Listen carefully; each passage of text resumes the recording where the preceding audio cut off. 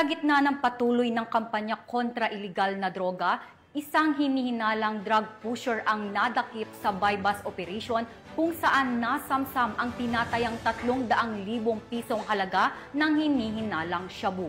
Patrolwoman Resali Umalay, ibalita mo.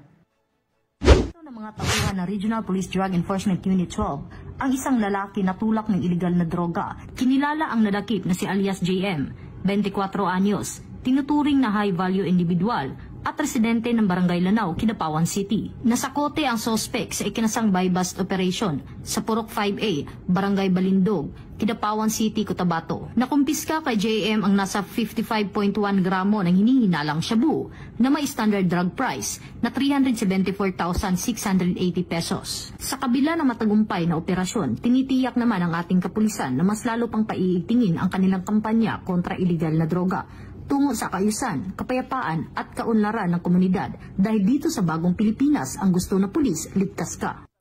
Mula dito sa General Santos City, ako ang inyong PNN correspondent, Patrolwoman Resali Umalay, alagad ng batas, tagataguyod ng balitang pulis.